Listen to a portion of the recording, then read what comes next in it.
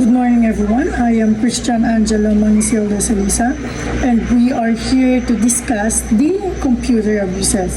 So, computer abuses is it aims to raise awareness about viruses, unethical and illegal activities involving computer and digital technologies.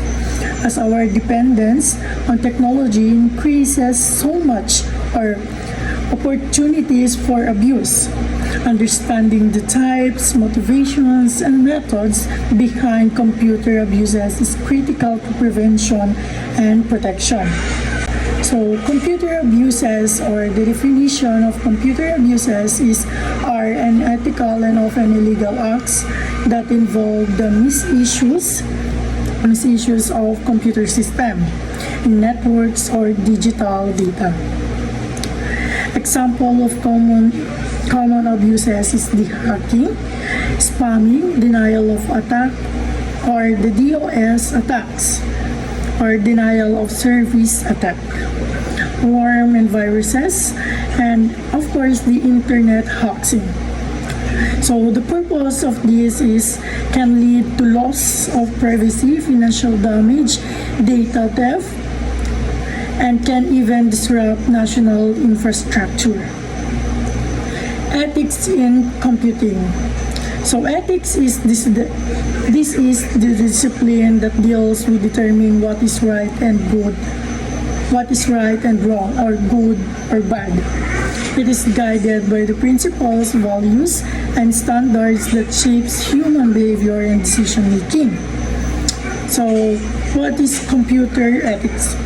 This refers to moral principles and guidelines that govern how computer and digital information should be used. Examples include the respecting user privacy, not engaging in hacking, avoiding plagiarism, and ensuring security of information. So, of course, the importance of this is to promote responsible and fair use of technology. It helps prevent misuse that could harm other violated laws. So, next is the denial of service attack. So, the DOS attack is a deliberate attempt to make an online service, website, or network resource unable by the overwhelming it with traffic. So, how it works? Attackers often use a network of infected computer or a botnet to send massive amount of data to target the service. This causes the system to crash or becoming unresponsive, preventing access for legitimate users. So in real world impact, it is the website going offline, online banking services becoming inaccessible, or even critical infrastructure being disrupted. So prevention measures. It is the firewalls, traffic filtering, and monitoring tools. So in firewalls, block unauthorized access, while the traffic filtering identifies and block unusual patterns or traffic. Of traffic. Monitoring tools detect and respond to attack quickly. So next, it is the type of DOS attack, or the denial of service attack. Here are the various methods used in DOS attacks. First is the consumption. Here in consumption, it is the attacker consume key system resources such as memory, bandwidth, or the CPU cycles, causing legitimate process to fail. Example, overloading a login page until it crashes. Next is the physical destruction or the damage. It's less common but highly damaging. The attackers may physically damage networking hardware like services, or the server, switches, or router to hack the operations. Third, the destruction or alternation of configuration information. The attackers access and modify critical setting, making system unusable or insecure. Example, changing DNS setting to redirect users to malicious websites. The consequence is business downtime. Hacking refers to unauthorized access to computer systems or networks to steal, alter, or destroy data. Hacking is when someone gets into a computer, system, or network without permission. They might do this to steal information, change data, or even destroy files. This is illegal and can cause serious problems like identity theft or system damage. Some hackers do it to cause harm while others might do it just to find weaknesses, but if it's without permission, it's still wrong. So to prevent hacking, it is important to use strong passwords that are hard to guess, combining letters, numbers, and symbols like alphanumeric or alphanumerical, enabling multi-factor authentication or the MFA, and adds an extra layer of security by requiring a second step like code sent to your phone before you can log in. Updating software regularly is also important because updates often fix security holes that hackers could use to get into your system. These simple steps can help keep your information safe. The following are the types of hackers, which are the black hat hackers, white hat hackers, and the gray hat hackers. Black hat hackers are cyber criminals who break into systems without permission to steal data, cause damage, or make money. While the white hat hackers are ethical hackers who are hired by companies to test their security and find weaknesses so they can be fixed. And the gray hat hackers are in between. They might hack without permission but not to cause harm, often just to point out flaws, though their actions can be still illegal. We have the reasons for hacking, which are the theft of service, stealing valuable files, revenge and vandalism, thrill and excitement, knowledge and experimentation. Theft of service, some hackers use other people's system for free, like using their computer power to mine cryptocurrency without permission. An example of theft of service is unauthorized access to cloud servers to mine cryptocurrency. And then next is the stealing valuable files. Hackers often look for important data like credit card numbers or customer info, which they can sell online or give to competitors. An example of stealing valuable files is a major retail store's data breach led to stolen credit card details being sold online. And then revenge and vandalism.